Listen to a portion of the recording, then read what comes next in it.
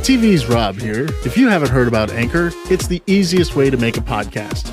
Let me explain. First and foremost, it's free. We all like free, right? There are creation tools that allow you to record and edit your podcast right from your phone or computer, making it a lot easier than the way that I go about it. Anchor will distribute your podcast for you so it can be heard on Spotify, Apple Podcasts, and many more, saving you the time, energy, and effort of having to do it yourself. It is a pain. You can make money from your podcast as well with no minimum listenership. It's everything you need to make a podcast all in one place. Download the free Anchor app or go to anchor.fm to get started. And if you start up a podcast using Anchor, I'll be your first guest. Here we go now. Well, hey, everybody. Welcome to it. I am your humble host, TV's Rob. And this week has been a crazy week. There's been so much going on, both in the news, around the world, personally. So I'm going to dive right in. But I'm going to start off being a little self-serving this week. Car shopping. How many people have been car shopping in recent years? How annoying is it? How much is it just a pain in the ass? Now, this past week, if you follow me on Twitter at TVsRob_official, by the way, if you follow me there, you probably would have noticed at some point that there was a tweet going around with a picture of a new car that I took off of a lot. Well, yes, this past week, I went out and I got myself a brand new 2021 Ford Mustang GT Fastback with a 6-speed manual transmission.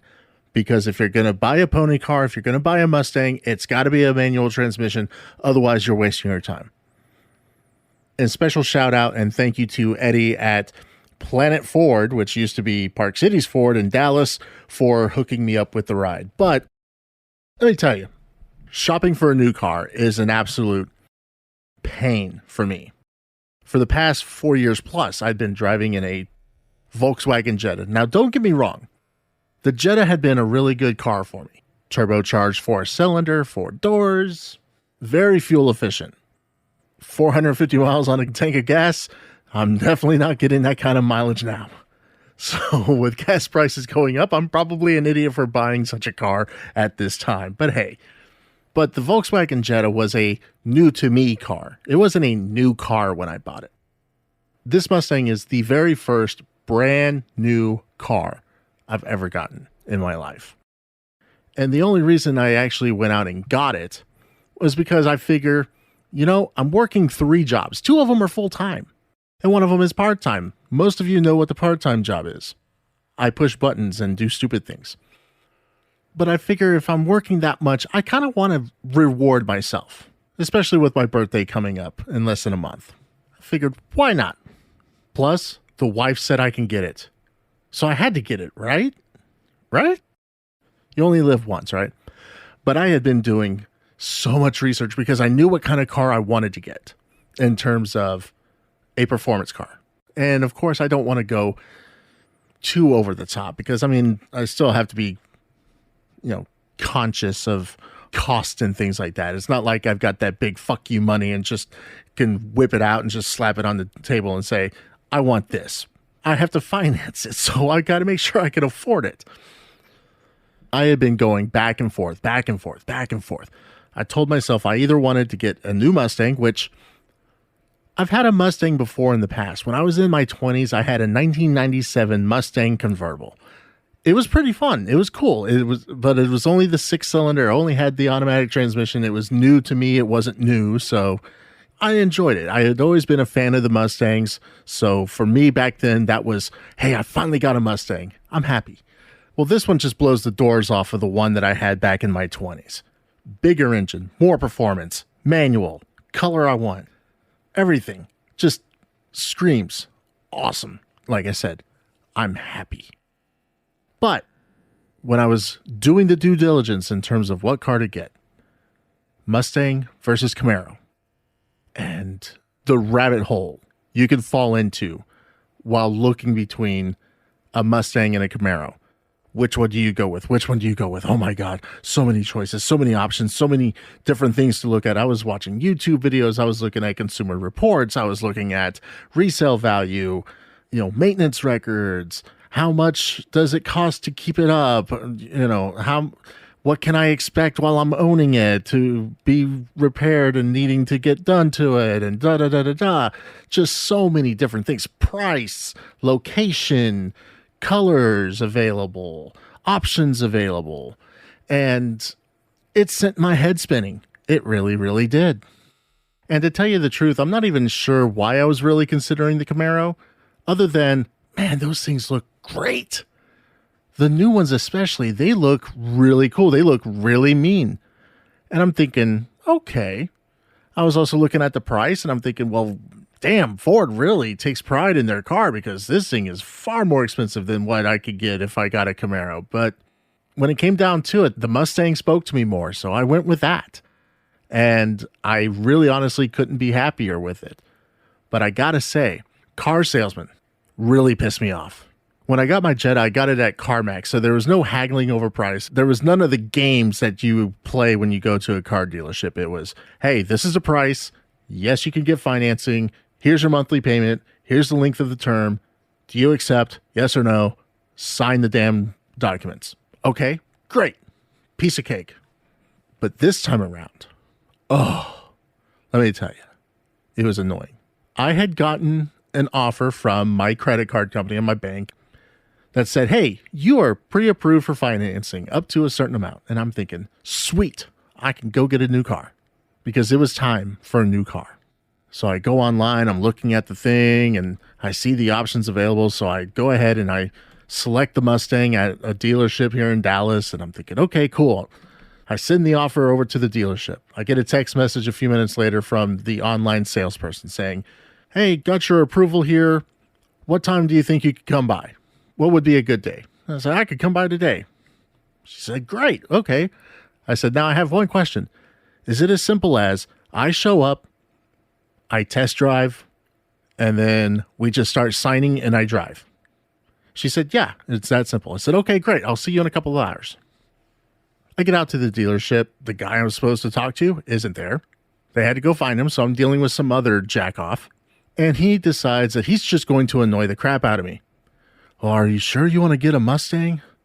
Yes, I'm sure I want to get a Mustang.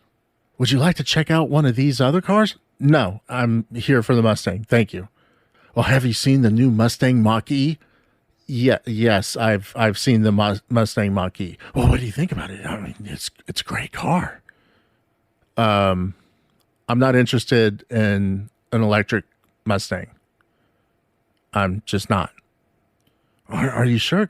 Yes, I'm sure, dude. I'm here for this car. So here's the car that I want. Go get it so I can test drive it. Well, the guy that I was supposed to see originally shows up. So they decide, tag out. I'm thinking, okay, so now I have another car salesman to deal with. This guy comes in, sits down. He starts looking at papers and everything. And the first words out of his mouth were just absolutely astonishing to me. So you're looking at the Mustang? Yes, I'm looking at the Mustang. That's why I'm here. And he says out loud, and I'm guessing he was just thinking out loud, but not thinking that, I would actually be able to hear him, even though he's sitting across from me at a table wearing a frickin' mask. Their company policy still has people wearing masks. He says, I'm not sure we can get you financed for a Mustang. And right there, I swear to God, I did the AOC just gut check stop. I said, what are you talking about? I have an approval letter from my bank saying I'm good to go here. So what is this? Why are you saying that? And he stops and he's just saying, well, I'm not too sure we can do the financing for a Mustang. And I looked at him and said, bro, I don't have to buy a car. I've got a car. I'm here because I want to buy a car. So you can either buck up and get me what I want, or I can just go elsewhere, or you can find me somebody else here to deal with. Instantaneously, his entire mindset changes. It's, yes, I'm sorry, sir. I was just thinking out loud. I'm sorry. You know what? Do you have the stock numbers for that Mustang that you were looking at? Yes, I do. Okay, well, why don't you give me that real quick, and I'll go and I'll get it and I'll pull it around so you can test drive it. There you go. I made him my bitch within the first 5 minutes of him talking to me because of that crap. So he pulls a couple of cars around. Come to find out, neither one of them are the ones that I was really looking at. They were both automatics. I looked at him and I said, do you not have one that is a standard? Because that's what I'm looking for. He said they have one on the lot. I said, okay, show it to me. We go and we look, I test drive it, and it's the car I ended up with.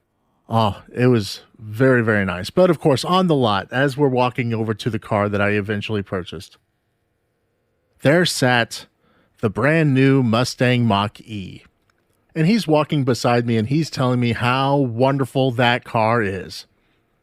And I immediately looked at him and said, dude, I am not interested in this car. I think that car is an abomination. There should be nothing electric in the name of a Mustang. Using the Mustang nameplate for an electric car that has 4 doors and doesn't look anything like a real Mustang is just a slap in the face to Mustang enthusiasts. That's all I'm going to say. But that brings me to our first topic of the day. So you were probably wondering, like, why are you telling us this story about getting a new car? We don't care. Well, you know what? I'm excited about it, okay? I'm excited. So I had to boast and brag for a little bit. And Jules, Padhead Jules, you want to race? You come down to Texas. We'll do it. We'll get it on. It's all good. But hey, electric cars, you know, they're the big fad and everything right now. We have Tesla and every other car company is talking about making electric cars. You have General Motors vowing to become all electric by 2035 or whatever it is. Well, guess what, everybody? 1 in 5 electric vehicle owners in California have switched back to gas because charging their cars is a hassle. That's right. It's a hassle. Roughly 20% of electric vehicle owners in California replaced their cars with gas ones. A new study shows the main reason drivers made the switch was the inconvenience of charging.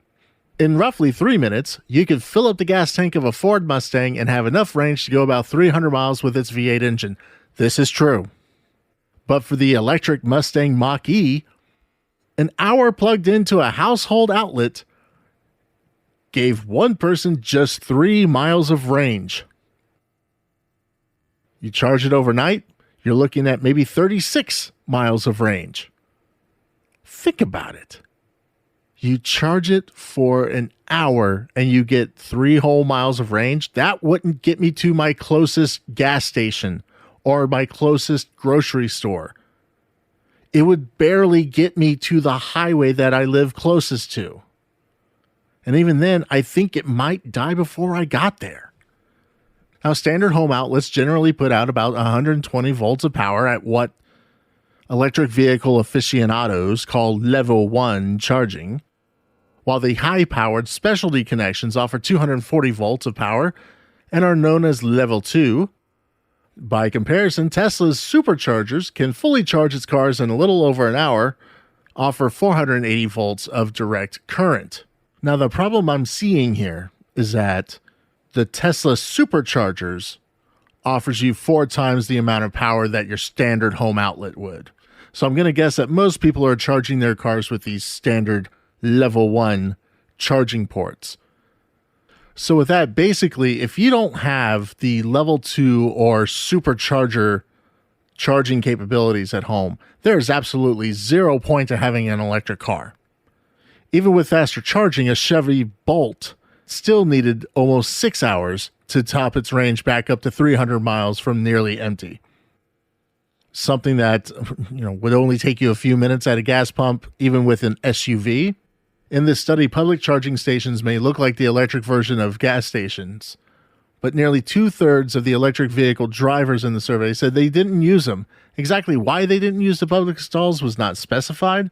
I'm going to guess some asshole in a Hummer or some other car was probably parked there, or they just said, you know what, I'm not going to touch it because of COVID. Could be that. Now, of course, with a study like this, you have people freaking out. Researchers are warning that this trend could make it harder to achieve electric vehicle sales targets in California and other countries, and the growth of the market overall. Now, of course, what they don't mention is the fact that while you're buying a car that's electric because you're trying to help the environment and go green and blah, blah, blah, blah, blah, blah, where does the power to charge the thing come from? Oh, the good old classic fossil fuels. So at least this study shows that there is some hope for the people that are buying the electric cars. And I think that's the positive, and that's the thing that we should take away from this story. There is hope for the idiots buying electric cars. Now moving on, we're going to talk a little bit about sports, and one sport in particular. Now, we all know how Major League Baseball has handled the All-Star game ever since Georgia passed their voting rights law. We all know how the NBA and the WNBA have been handling racial matters since last year. We know how the NFL has been handling these matters for years now since Colin Kaepernick first took a knee. One sport that I didn't think would be penetrated, at least at the beginning, was NASCAR. Usually NASCAR screams America. There's flyovers from the military before every race. There's the Star-Spangled Banner, either sung or performed by a band or something before every race. There's a pre-race invocation prayer before every race. And speaking of that pre-race prayer, I have to share with you real quick my favorite one of all time.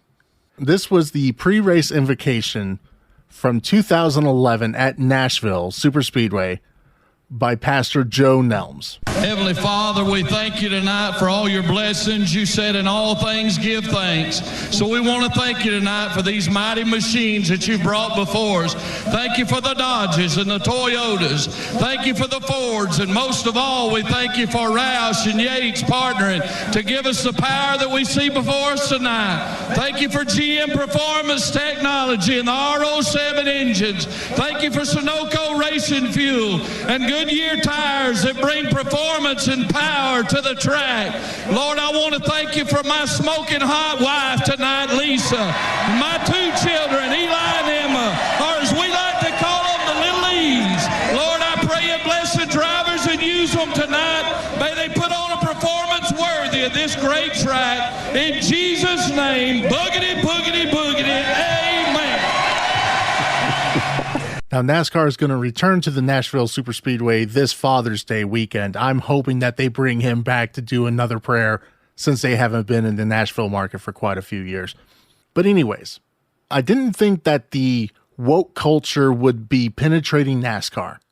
But of course, throughout 2020, it had, and now it just continues to snowball from there. What am I talking about? Well, there's one driver in particular by the name of Bubba Wallace Jr., aka Bubba. And he is racing to become the face of NASCAR. Like Petty and Yarborough and Earnhardt Jr., Bill Elliott, Chase Elliott before him, Jeff Gordon even. Wallace is trying to become the face of NASCAR. Now, he had a difficult 2020 for a variety of reasons, many of which had nothing to do with COVID-19. He's the only black driver racing currently in NASCAR's top tier. He left Richard Petty Motorsports last year in the fall and is now part of 2311 Racing, a new racing venture started up by driver Denny Hamlin and the GOAT, Michael Jordan. Now, some of you may be aware of the incident at Talladega last year where a garage pull rope was found in his garage stall that was fashioned in the style of a noose, and all of a sudden it became national headlines. Oh, there's a noose in the one black driver's garage stall at Talladega. Oh, those racist rednecks in NASCAR. Come to find out there was no hate crime. There was nothing behind it. It was just, hey, a garage pull. But hey, whatever.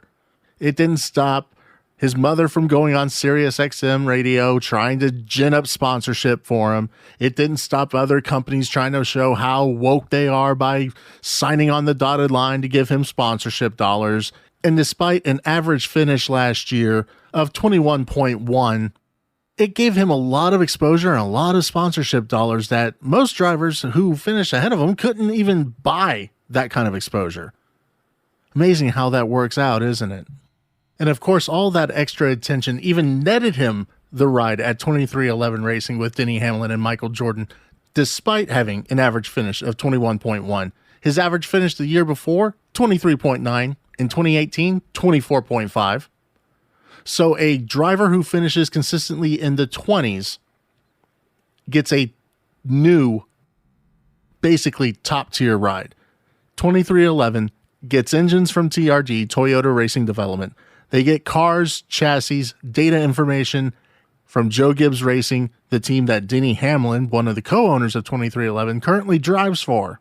This is also a driver who, in the 5 years that he's been in the Cup Series, since 2017, 124 starts, 0 wins, 3 top 5s, 9 top 10s, no pole awards. He's driven a total of 32,532 laps in the Cup Series, has only led 80. And surprisingly, 2021 is the year where he's led the most, currently at 46. His average finish this year, 21.7. So he's actually doing worse in a top-tier ride than he was at Richard Petty Motorsports the year before, which Richard Petty Motorsports is not a powerhouse team in NASCAR, ladies and gentlemen. They are not. And he's wanting to be the face of NASCAR.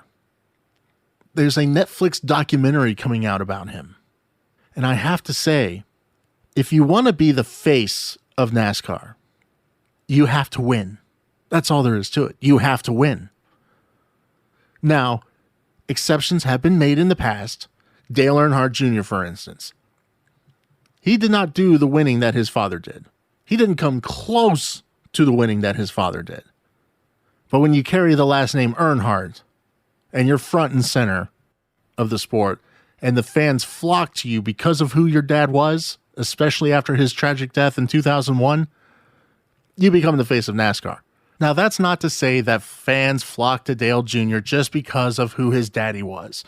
No, Dale Earnhardt Jr. is a genuine person. He's a cool guy. I've met him a few times, had a conversation with him. Very cool guy. He's the kind of guy that you can go and have a beer with. He's very authentic, and he's passionate about the sport. He's passionate about the history of the sport, preserving the history of the sport, and at the same time, carrying on the legacy of the sport to the future. Bubba Wallace is none of those things. From the time that he has come into the Cup Series, it seems like it's been all about Bubba. It's not about anything else. It's not about, hey, I'm in the 43 car. This is the most famous car in NASCAR Cup Series competition. Richard Petty, 200 wins, the king.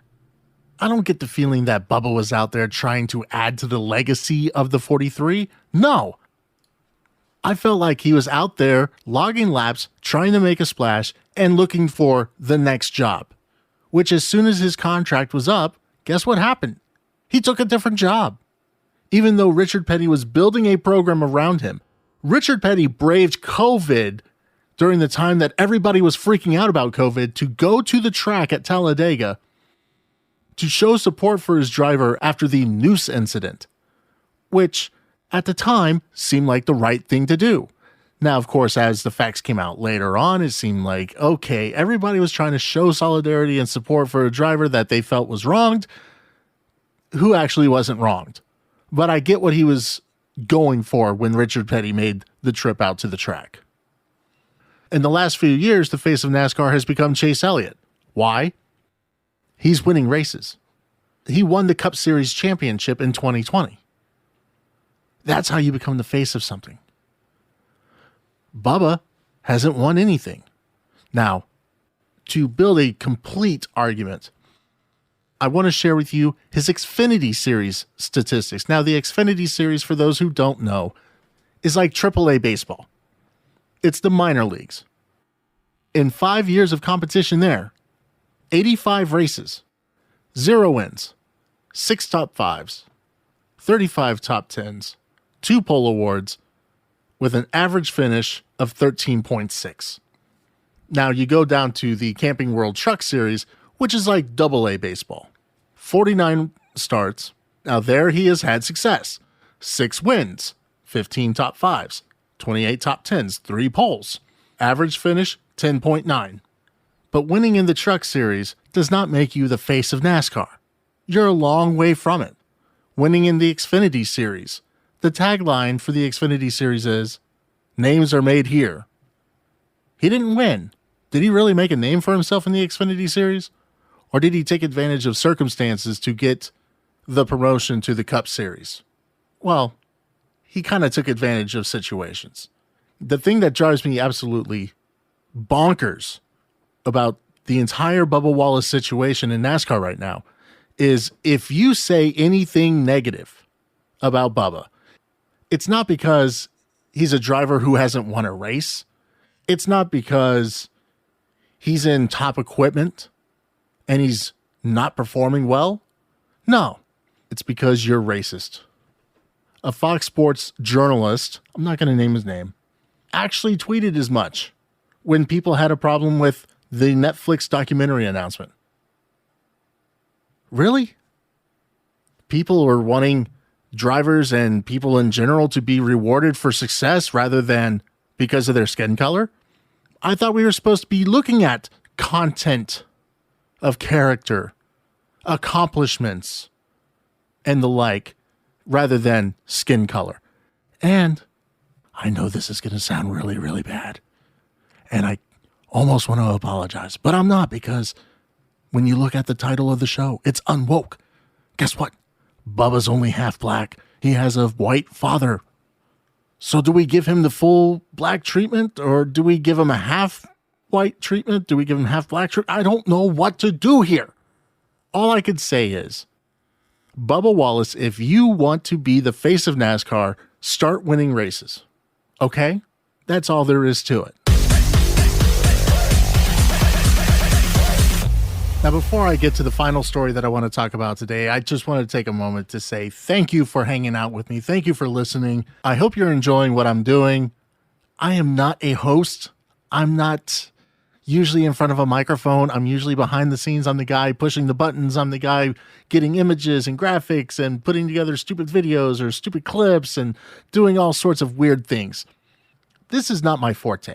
And in the past, whenever I did a podcast, I had a friend of mine that we would go back and forth. So this whole solo thing is very unnerving to me. So I hope that you're enjoying it, and I hope that you stick around and grow with me, okay? Because that's what this is. This is a chance for me to do my thing the way that I want to do it, and hopefully gain some skills in the process. It might be painful, but I promise, if you tough it out with me, it will get better, okay? I promise it will get better. And hey, in the future, like I said, hit me up on Twitter at TV's Rob Official. And if you want to come on the show and you want to complain about something that's going on in the world, let's do it. Let's have a conversation. Let's go back and forth. Who cares? Let's hang out. Have a beer virtually. So is cancel culture coming after Snow White now? I know that seems like such a weird question to ask. But you have to wonder, will Snow White be canceled next? Why? Revamped ride at Disneyland sparks backlash over True Love's kiss scene because she is asleep and not able to give the prince consent. A revamped version of Disneyland's famed Snow White ride is drawing backlash for portraying the True Love's kiss scene, which critics say undermines lessons about consent by portraying the prince kissing Snow White while she is asleep. Previously focusing on the Wicked Queen and known as Snow White's Scary Journey, the updated ride takes a more light-hearted approach to the tale and features fresh animatronics and all new scenes. The ride now culminates in the True Love's kiss scene, in which the prince, believing Snow White to be dead, kisses her, breaking the queen's curse that had put her into a deep trance.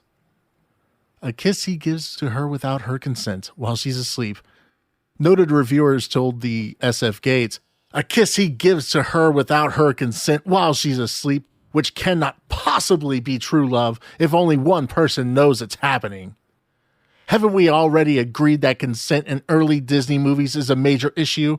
That teaching kids that kissing, when it hasn't been established if both parties are willing to engage, is not okay? It's hard to understand why the Disneyland of 2021 would choose to add a scene with such old-fashioned ideas of what a man is allowed to do to a woman, especially given the company's current emphasis on removing problematic scenes from rides like Jungle Cruise and Splash Mountain.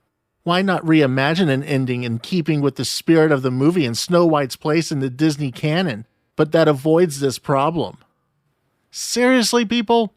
We're going to get all butthurt and twisted over a scene on a ride at an amusement park from a fairy tale. A fairy tale. Look, people, seriously, people like this need to pull their heads out of their asses and start looking at the bigger picture of things. This is stupid, stupid, stupid, to say the least. What about personal responsibility? Now, if you're a parent and you're on that ride with your kids and you want to bring up, hey, you know, you see what that prince did? Yeah, don't ever do that with a woman because she needs to give consent. Leave it up to the parents. Oh, wait. Oh, I forgot. Most parents aren't even parents today. That's right. I forgot. Sorry. Well, hey, that's going to do it for episode 2 of TV's Rob is Unwoke. That's right. Episode 2 in the books. I hope you enjoyed it. If you want to get in on the action and make your mark on the show, go to anchor.fm/TV's Rob is Unwoke and leave a voice message. I'll play a selection of them in future episodes. Also, if you want to come on the show and talk about something that's really pissing you off, send me a message on Twitter at TV'sRob_official. We'll discuss whatever is on your mind. Special thanks to my wife and producer, Nikki. You can follow her on Twitter at DFW Radio Girly. And I'd also like to thank Ryoga, who's been attacking my feet and meowing all throughout the episode. But hey, until next week, I'm TV's Rob. We'll see you then.